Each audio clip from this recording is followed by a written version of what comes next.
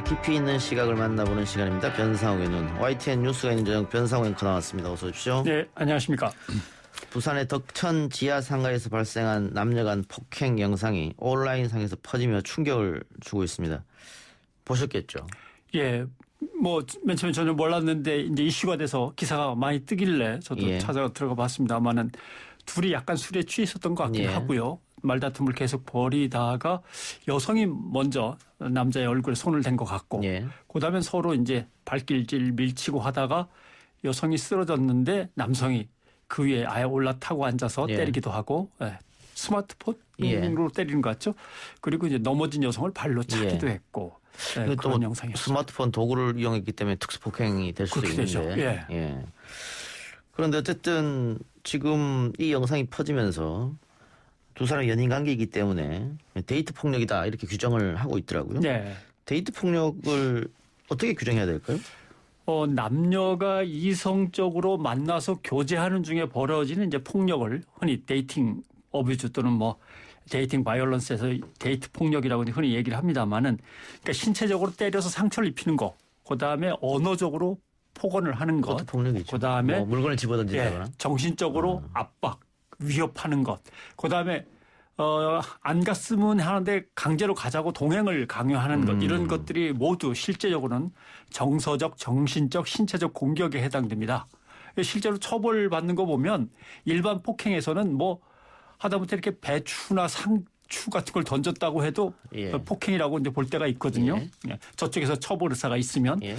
그러니까 암만 연애하는 사이라고 하더라도 거의 모든 상대방에 대한 조금은 위협적인 행동은 다 데이트 폭력이 이제 되는 거죠. 문제는 사실은 어떻게 보면 일반 폭행보다 더 위험합니다. 왜냐하면 또 만나야 되고 또 때릴 수 있고 때리다 보면 수위가 점점 강해지고 이렇게 되는 거거든요. 그다음에 서로가 일종의 이거는 우리의 어떤 사랑 싸움이거나 또는 감정상의 문제라고 해서 또 처벌 않고 넘어가다 보면은 폭력이 정당화되죠. 그래서 폭력이 정당화되면서 벌어지는 상당히 좀 안 좋은 일은 자꾸 때리는 사람은 가학적인 습성이 몸에 배고 맞는 사람은 피학적인 습성이 몸에 배서 그대로 굳어지는 그런 것도 볼 수 있습니다. 폭력에 길들여진다. 이럴 그렇습니다. 수 있는 거잖아요. 때리는데 길들여지고 맞는데 길들여지고. 그래서 제3자가 왜 그러고 있느냐 신고를 해라 그러면 자기는 그런 걸 못 느낀다. 못 그런 느끼기도 거잖아요. 하고 지금은 좀 그렇지만 돌아올 거야. 또는 그만큼 나를 사랑하니까 집착하는 거야. 뭐 학습된 무기력 이런 이게 이제 스톡홀름 콤플렉스까지 이제 벌어지는 거죠. 이번 사건에서도 그 여성분이 신고하지 않겠다 뭐 그렇게 했던 것 같은데 신고를 일단 빨리 취소해달라고 아마 건물 관리인한테 얘기한 것 같습니다. 그래서 취소는 됐는데 아까 얘기하신 대로 이게 물건을 가지고 때리면 특수폭행이 됩니다. 또 여러 명이 둘러싸고 위협을 가하면 이것도 특수폭행이고 그런데 일반 폭행은 처벌을 원치 않습니다 하면은 상처가 나거나 심하게 다치지 않는 경우면 그냥 넘어갈 수도 있지만 특수폭행은 경찰이 알고 있는 한 처벌을 안 할 수 없습니다. 근데 이 데이트 폭력이라고 우리가 얘기하고 있는데 이 데이트라고 하는 것은 좀 이 단어 자체가 좀 포지티브한 것이고 폭력은 네거티브잖아요. 이거 어떻게 같이 붙을 수 있을까? 맨 처음에 이것을 이제 미국 사회에서 벌어진 일들을 연구하다 한국 사회에 접목시킬 때에 연구하는 사람들이 데이팅 바이올런스라고 되어 있는데 이걸 어떻게 번역할까 하다가 연애 폭력이라고 일단. 근데 옆에 기자가 있었던 모양인데 기자가 너무 달달하게 번역하려는 것 같다. 이렇게 하면 안 되지 않냐. 그래서 그냥 데이트 폭력 이렇게 됐다고 그랬는데 그게 딱 정확하게 맞는 말은 아닌 것 같다 그랬고 그도 치정 폭력이라는 말을 쓰게 됐고요. 또 대개는 헤어질 때 헤어지자. 아니다 못 헤어진다 이러면서 많이 발생한다 그랬고 이별 폭력이라는 말도 나중에 생겨났고 교제 폭력이라는 말도 있고 그런데 유엔에서 쓰는 공식적인 것은 파트너 바이올런스입니다. 파트너 폭력. WHO 세계보건기구는 이게 인티메이트가 붙습니다. 친밀한 파트너에 의한 폭력. 이렇게 돼 있습니다. 그래서 그럼 이건 부부지간에도 그렇죠. 해당이 되는 거죠. 이 말은 뭐 그렇게도 해당이 가족 폭력에도 이 말을 씁니다만은 일반 폭행 살인과 분리되고 착시를 유발할 수가 있습니다. 그럴 수 있죠. 어떻게 보면 예를 들면 폭력 말고 예를 들면 성폭행 강간이라면 자기를 돌봐줘야 될 어떤 사람이 성폭행했다 그러면 그건 더 엄하게 처벌해야 그렇죠. 됩니다. 예. 그렇죠. 근데 만약에 살인이든지 아니면 심하게 때려서 다쳤다 그럴 때 사실은 나의 배우자로서 나를 지켜줘야 될 사람, 나의 애인으로서 나를 지켜줘야 될 사람 또는 직장 상사였다면 어떻게 보면 더 엄하게 처벌할 수 예. 있는 문제인데 그 논의가 진전은 전혀 없는 상태에서 이름만 그냥 연애 또는 뭐 데이트 이렇게 하니까 상당히 사적인 문제 아니야? 예. 라든가 정상을 좀 참작해 줄 여지가 있나 보네. 이런 식으로 이제 착시를 불러일으키는 거죠. 그냥 폭행, 치상 이거 하고 예. 데이트 폭행하고는 전혀 다른 느낌은 드네요. 전혀 들죠. 예. 뭐 상당히 좀 부드럽게 들리기도 하고 폭력이 순화돼서 들리기도 예. 하고. 예. 폭력 정도가 심하지 않을 것이다 이런 그렇죠. 느낌이 들기도 하고 말이죠. 예. 그런데 뭐 어쨌든 우리는 아직 이런 용어 정리에 대한 필요성에 대한 이야기조차도 나오고 있지 않는 것 같아요. 그렇습니다. 왜냐하면 어떤 범죄가 있을 때 이 범죄의 성격은 뭐고 유형별로 분류를 하자면 이런 거에 해당된다. 그다음에 이것은 가중처벌하는 게 맞냐? 정상을 참작해 주는 게 맞냐? 이런 논의가 충분히 이루어지면 정의를 내린 다음에 법안을 만들어서 법에 집어넣어야 됩니다. 법적으로 정해져야 처벌 수위도 정하고 대책과 해결책도 연구해서 정책으로 반영하고 특히 학교에서 정규 교육에 이게 들어갑니다. 근데 용어가 정리가 안 돼 있으면 학교 교육 교과서나 아니면 나름 특별활동 학습 시간에 집어넣기가 참 애매해요. 예. 법으로 다 정리가 돼 있고 해야 이 교육에 반영하기가 좋거든요. 특히 이게 중요한 게 그 여러 연구를 통해서 증명이 됩니다만 학교 폭력하고 관계가 있습니다. 예. 학창 시절에 때리고 맞은 사람들이 데이트 때도 또 그런 일이 벌어지고 예. 또 가정 폭력하고도 상관관계가 깊습니다.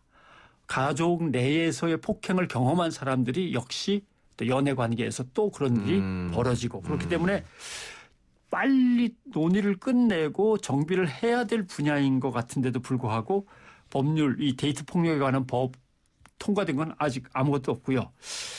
아무튼 그럼 어떻게 할 거냐 당장. 이거는 말씀하신 대로 폭행은 폭력 범죄고 살인은 살인 범죄입니다. 그렇게 볼 수밖에 없습니다. 예. 예. 지금 우리 유튜브로 문종래님께서도 친구끼리 싸워서 폭행하면 친구 폭력입니까? 폭행은 그냥 폭행이지 왜 앞에다 뭘 갖다 붙이냐 예. 이렇게 지금 우리가 얘기하는 거 일맥상통한 것 그렇습니다. 같아요. 그러니까 교제다, 연애다라고 하는 거는 누가 붙일 수 있냐면 피해자만 붙일 수 있습니다. 예. 저 사람 그래도 내가 사귀었던 사람이니까 용서해 주십시오. 라든가 이럴 때 피해자만이 쓸 수 예. 있는 거지 이걸 경찰이라 검찰이 사귀던 사이인데 적당히 그냥 뭐 이런 식으로 얘기할 수는 절대 없는 거고 더군다나 가해자가 사귀던 사이인데요. 뭐 이거는 이제 말이 안 되는 거죠. 예. 자, 그러면 이 부산 덕천 지하상가 폭행 사건은 어떻게 진행되고 있습니까? 그 폭행을 한 가해자가 경찰 출두했다 이런 얘기도 들리던데. 네. 남녀 둘 다 경찰서에 출석해서 1차 조사를 마쳤고요. 예. 남성은 글쎄 이게 가능한 얘기인지 모르겠습니다만 저는 여성이 받기를 원치 않습니다. 이렇게 얘기를 해버렸고요. 예. 당연하죠. 자기가 더 많이 때렸으니까. 그다음에 여성은 남성 처벌과 관련해서 아직 확실하게 의사표현을 갖다 안 한 걸로 지금 정해지고 있고요. 예. 만약에 상처가 분명히 있거나 병원에 가서 치료를 받았다면 상해죄가 됩니다. 여성의 의사와 관계없이. 근데 아직 모르겠고 또 휴대전화로 때린 거는 역시 특수폭행죄에 충분히 해당될 수 있기 때문에 경찰은 일단 입건을 한 상태로 알려지고 있고요. 그 휴대폰이야 늘 들고 다니는 건데 그게 무슨 흉기입니까? 라고 하지만 법상으로 딱 날카롭고 딱딱하지 않더라도 사람의 생명이나 신체에 해를 가할 수 있는 어떤 물건이라도 특수폭행죄의 대상 물건이 될 수 있습니다. 예. 그 피해는 여성이 훨씬 많이 받았습니다만 예. 처음에 얘기한 대로 처음에 폭행은 여성이 먼저 했으니까 예. 결국은 쌍방 폭행으로 끝이 날 것이다 이런 것도 있더라고요. 이게 아주 미묘한 문제인데 예. 유네스코나 또는 뭐 국제 그 형사범죄 컨퍼런스 같은 데 가면은 데이트 폭력이라고 일단 이름을 그냥 부른다면 데이트 폭력 중에 남자가 주로 때렸겠지라고 하지만 숫자로 따지면은 처리한 숫자를 보면은 쌍방 폭력으로 처리한 경우가 상당히 많습니다. 근데 왜 그러냐 하면 폭행이 뭐냐라고 할 때 폭행은 상대에게 어떤 위협적인 행동을 하거나 감정상으로 드러낸 걸 말하기 때문에 막 서로 떠밀었다 하더라도 여자가 한 번이라도 떠밀으면 쌍방 폭행이 돼버립니다. 그러니까 범죄 유형으로 분류한 걸 보면 남녀가 비슷한데 제가 통계를 한번 다시 뽑아봤는데 지금 오마이뉴스에 연재하고 있습니다. 한번 읽어보시기 바랍니다. 교제살인이라는 기획 시리즈가 있습니다. 우리나라 2016년부터 2018년까지 사귀던 사람들끼리 문제가 벌어져서 숨진 경우 여성 사망이 108건, 남성 사망은 2건입니다. 3년 동안에 데이트 폭력과 관련해서 숨진 걸 통계를 찾아보니까 2012년부터 17년까지 무려 470여 건에 해당됩니다. 이건 왜 이렇게 많은가라고 하면 2015, 16으로 접어들면서 사망하는 여성이 푹 줄었습니다. 세상이 그래도 좀 좋아졌는지 아니면 어떤 성인지 감성이 발달하고 성폭력 특별법이 이렇게 제정되고 하면서 확 줄은 거죠.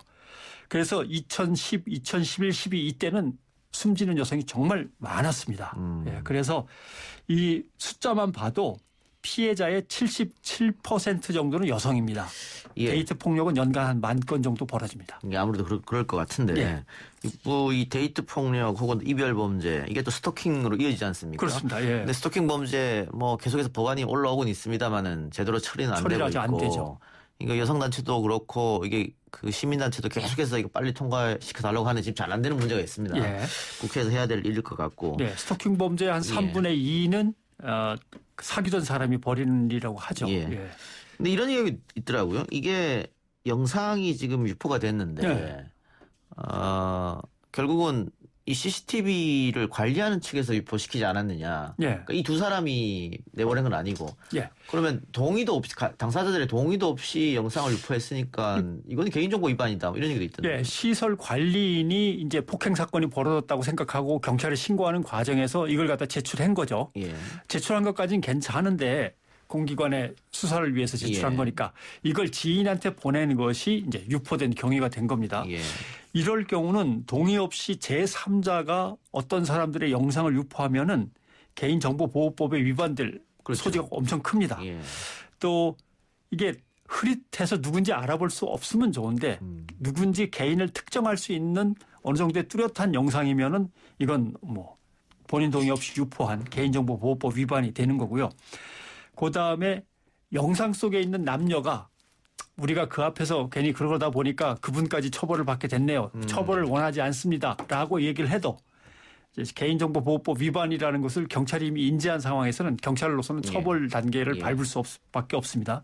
또 하나는 사건 발생하고 나서 그 지하상가에서 이런 경우는 이렇게 처리해야 돼라고 이제 CCTV를 가지고 직원들한테 한번 보여줬는데 직원 내부 교육 차원에서 CCTV를 보여준 거는 처벌 대상은 아닙니다.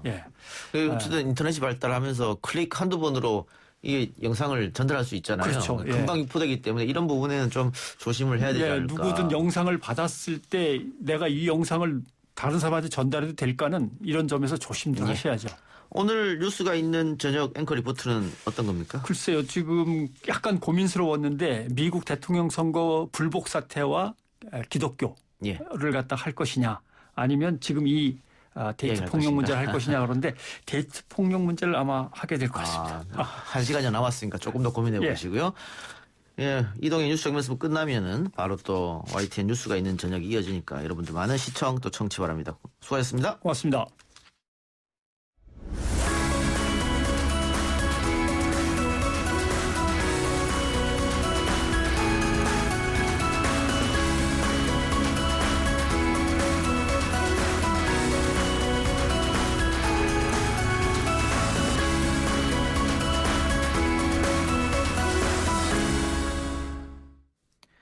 정치권이 내년 재보궐선거로 뜨겁게 달아오르고 있습니다. 여야 모두 선거 기획단을 발족했는데요. 그중에서도 서울시장 보궐선거에 어떤 인물이 나올지 관심이 쏠리고 있습니다.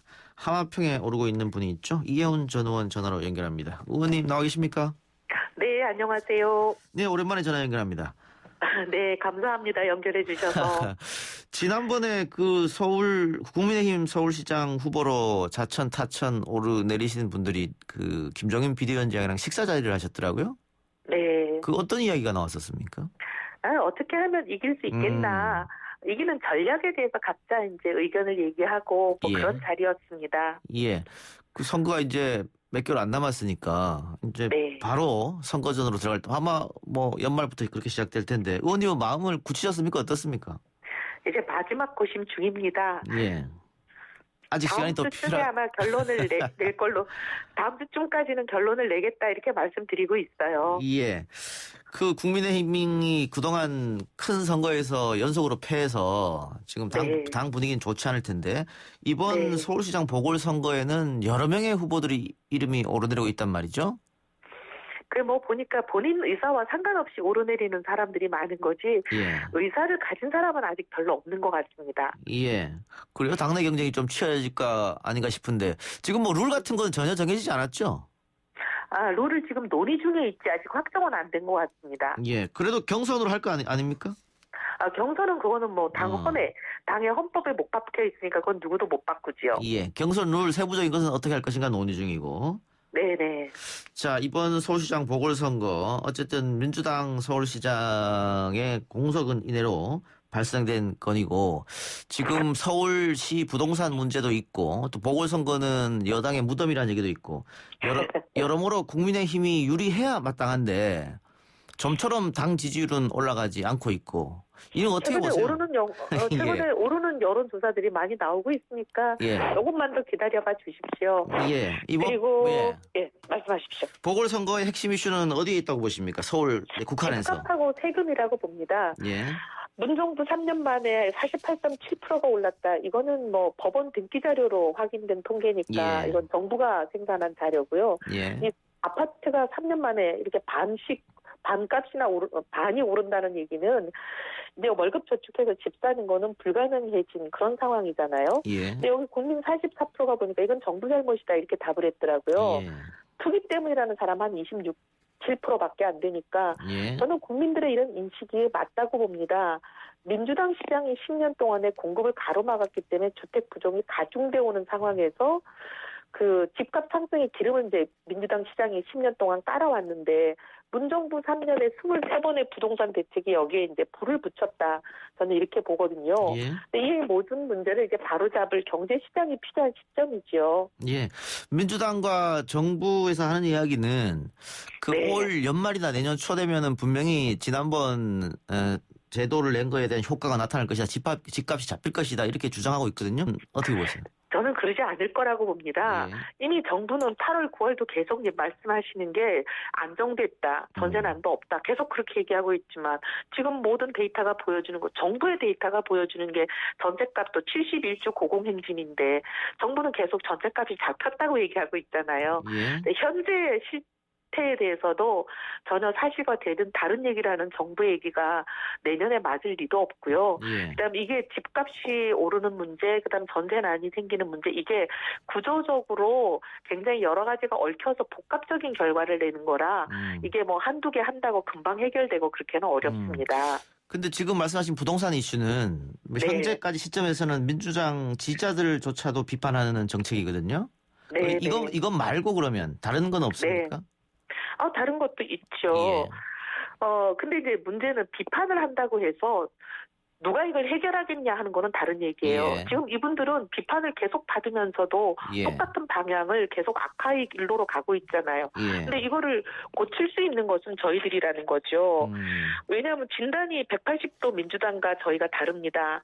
그러니까 처방도 180도 저희랑 다르지요. 예를 들면 이런 거예요. 지금 집이 부족해서 생기는 집값 폭등의 문제이기 때문에 집은 더 공급을 해야 된다. 저는 이렇게 주장을 하는데 김현미 장관은 계속하는 얘기가 집 부족하지 않다. 공급 부족해서 생긴 문제 아니다 그러거든요. 근데 집이라는 게 60년대, 70년대 산업화 시대에 대량으로 공급된 그 주택들은 이미 이제 낡고 늙어서 노후 불량 주택이 됐단 말이죠. 이게 개수만 충분히 있다고 해서 새집 수요를 축소시켜주지는 않습니다. 지금은 고급화되고 다양화된 수요를 가진 많은 젊은 세대들과 사람들이 새로 지어진 내 취향에 맞는 집을 원하는 하는데 옛날에 그 낡고 불량주택, 유통기한이 지난 주택에 살아라 그런다고 살지 않거든요. 예. 그래서 이거는 새 집을 공급하는 게 맞다. 근데 이 부분에 대목에 대해서 벌써 민주당과 여권이 저랑 생각이 완전 정반대잖아요. 누가 더 현실에 맞는 얘기를 하고 누가 이 문제를 풀 수 있는지 이제 국민의 선택을 받을 기회가 이제 오는 거죠. 이게 방금 우리가 바꿀 수 있다 이렇게 말씀하셨는데 네. 국민의힘이 대한정당이 될 수 있느냐 이런 질문에는 글쎄요 조금 회의적인 의견도 있는 것 같아요 국민들 사이에. 지금 이제 선거전이 오르면서 그걸 보여드려야죠. 지금 어때요? 지금까지는 저도 사실 별로 말을 안 했었고 많은 사람들이 말을 안 하고 있었지만 이제 선거전이 되면 후보들이 나와서 어떻게 해결하겠다는 얘기를 국민들 앞에 하니까 국민들이 그걸 보고 판단하실 거라고 봅니다. 달라질 겁니다. 예. 자, 원외 인사로 지금 계시는데 지난 총선 결과 이후 지금 국민의힘 지도부 또 국민의힘이 어떻게 잘하고 있다고 판단하십니까? 전략이나 전술이나 뭐 다른 면에서? 방향 자체는 어쨌든 간에 그 방향으로 갈 수밖에 없는 일인데 이게 워낙 어떻게 보면 어려움이 오랫동안 누적돼 오다 보니까 단 한 걸음의 개혁이나 단 한 걸음의 변화로 그 모든 누적된 잘못을 일시에 해소하기는 좀 어려운 상황 아니겠습니까? 꾸준히 진정성을 갖고 나아가면 결국은 시간이 지나면 저는 국민들이 우리에게 마음을 돌리실 거라고 믿죠. 자, 구체적인 것 좀 여쭤보죠. 그 지금 국민의힘의 의석수가 100석 초반대인데 뭐 기소되신 분도 있고 재판 중이신 분도 있고 그래서 이게 뭐 만일 현역이 출마하게 되면은 자리를 내놓아야 되니까 그럼 뭐 마지노선이라고 불리는 100석 미만으로 떨어지는 거 아니냐. 그래서 현역은 출마하면 안 된다. 이런 이야기가 당내에 좀 있는 것 같은데요. 네, 그런 얘기들도 많이 있고요. 저는 또 이제 현역이 불출마하는 것이 좋다라는 의견에 좀 다른 이유가 전 또 있다고 봅니다. 민주당 때문에 이제 민주당의 실책으로 생긴 보궐선거잖아요. 근데 이 보궐선거를 치르는 비용이 838억이면 어마어마한 돈입니다. 근데 이거를 국민 세금으로 이 비용을 낸다는 것은 부당하다. 문제를 일으킨 원인 제공자인 민주당이 내야 된다. 저는 그렇게 생각을 하는데 우리가 그 얘기를 하려면 보궐선거를 우리가 만들면서 그런 얘기를 할 수는 없는 거 아니겠습니까? 그래서 우리는 보궐선거를 만들지 않아야 그런 주장을 할 수가 있지요. 근데 이거는 국회의원만이 아니라 모든 선출직 공직자에 해당되는 얘기입니다. 보궐선거를 만들 수 있는 거는 국회의원만 만드는 게 아니라 다른 선출직 공직자도 중간에 임기를 끝내지 않고 사퇴하면 마찬가지죠. 그래요. 알겠습니다. 저 아까 부동산 얘기를 잠깐 했었는데 지금 민주당에서는 행정수도 이전을 계속 추진하겠다 이런 입장이거든요. 그 국민의힘 쪽에서는 반대할 테고. 근데 이 이슈는 서울시장에 나가는 국민의힘 후보로서는 오히려 플러스가 될 것 같은데요. 저는 이렇게 생각합니다. 행정부 상당 부분이 이미 이전했잖아요. 근데 여기 이제 국회까지 이전하게 되면 사실상의 수도 이전의 의미를 가집니다. 선도를 하겠다는 얘기거든요. 근데 이거는 특정 정당이 의석수가 많다고 그냥 자기들끼리 밀어붙여서 자기들끼리 결정할 사안은 아니고 이번 서울시장 보궐선거에서 민주당이 공약으로 당당하게 내걸고 당당하게 국민의 판결을 받아야 될 사안이라고 봅니다. 서울 시민들도 그리고 전 국민의 의견이 집합되는 곳이 서울 아니겠습니까? 이 서울의 민심이 국민들의 생각을 반영해서 판결을 내려줄 것이라고 보기 때문에 그때 판결을 받은 다음에 추진해도 늦지 않다. 그럼 어쨌든 의원님은 반대하신 입장이네요. 수도권 저는 반대죠. 민주당에서는 수도권 집중 형상, 뭐 인구 분산 문제, 또 지역 균형 발전, 또 주택 가격 이 모든 걸 해결할 수 있는 것이다 이렇게 주장하고 있던데. 주택 가격을 자기들이 올려놓고 천도하는 걸로 이것을 막겠다라고 하는 그 발상 자체를 국민들이 어떻게 보시겠습니까? 이미 지역 결정 발전 여러 가지 우리가 장치들을 해오고 있고 혁신도시다, 지방 공공기관의 이전이다, 많은 일들을 해오고 있고 그런 일들이 또 많은 결과를 지금 내고 있지 않습니까? 그런데 이제 통일 시대를 대비한다고 하는 정권이 지금 수도를 남쪽으로 옮긴다는 것에 대해서 국민들이 어떻게 판단하실지 저는 그 국민들의 판결을 받아보는 것이 옳다고 봅니다. 알겠습니다. 윤석열 총장이 차기 대권 지지율에서 첫 1위를 기록했는데 그 뉴스 들었습니다. 윤석열 총장이 이렇게 그 국민의힘의 프로테이를 자꾸 갖고 가는 것이 나중에는 국민의힘에 좋지 않다 이런 의견도 있던데요? 예, 뭐 여러 가지 의견이 있는데 제가 예. 정치권에 한 10몇 년 있어 보니까요. 예. 한치 앞을 알 수 없는 게 정치권인 것 같습니다. 예. 이게 득이 될지 독이 될지 그것은 예. 지금 알기는 어렵고요. 예. 일단 국민들이 어떻게 판단하시고 바라보고 계시는지를 저희들이 그 민심을 겸허하게 수용하는 것이 더 먼저라고 봅니다. 예. 유불리를 당장 따지는 것보다는 왜 국민들이 예. 그렇게 보시는지에 예. 대한 그 진심을 아는 것이 더 중요하다고 봅니다. 마지막으로 하나만 더 여쭙죠. 네. 안철수 대표는 서울시장 생각은 없는 것 같긴 한데 일단 네. 새롭게 당을 다 만들자, 새로 만들어서 뭐 통합하자 이런 이야기인 것 같습니다. 거기에 대해서 어떻게 생각하세요? 왜 그런 제안을 하시는지 그 충정을 10분 이해합니다. 예. 하지만 그 제안이 현실적으로 성사될 가능성이 높지 않아 보입니다. 예. 지금 벌써 단 안팎에서 안과 밖에서 반응이 나오는 게 3석짜리 정당하고 103석짜리 정당을 1대1로 통합하는 게 지분을 똑같이 나누는 게 이게 정당하냐 가능하냐 여러 가지 논란이 나오고 있거든요. 예. 결국 이제 성사되긴 쉽지 않아 보이는 그런 상황이죠. 국민의힘으로 흡수 통합은 그럼 찬성하십니까? 저는 그렇게 될 가능성도 별로 없다고 봅니다. 안철수 대표님이 흡수 통합 되시려고 지금까지 그 고생 해오신 것 같지는 않거든요. 예. 근데 저는 이런 얘기를 하시는 이유가 결국은 후보가 난립해서 선거에 지면 안 되지 않냐라는 우려에서 출발한 거니까 예. 우리가 먼저 후보를 선출하는 경선 과정을 밟고 우리 후보가 선출이 됐는데도 아직도 여전히 밖에 후보가 있으면 유력한 후보가 있으면 그때는 단일화의 과정을 밟는 것이 어떻게 보면 나라를 위해서 좋은 일 아닌가 그렇게 생각하죠. 물론 우리 경선 과정에 누구든지 우리와 뜻을 같이 한 분이 있으면 들어오시라고 문호는 다 열고요. 예. 근데 아직 밖에는 뭐 입장을 밝히시는 분이 없잖아요. 출마 의사를 밝히시는 분이. 예. 그런데 출마 의사를 밝히는 분도 없는데 있지도 않은 유령 후보를 기다리면서 우리가 공당이 자기 후보를 선출하는 과정을 안 하고 기다릴 수는 없지 않겠습니까? 예. 알겠습니다. 네. 오늘 인터뷰 고맙습니다. 네, 감사합니다. 예. 지금까지 이혜훈 전 의원이었습니다.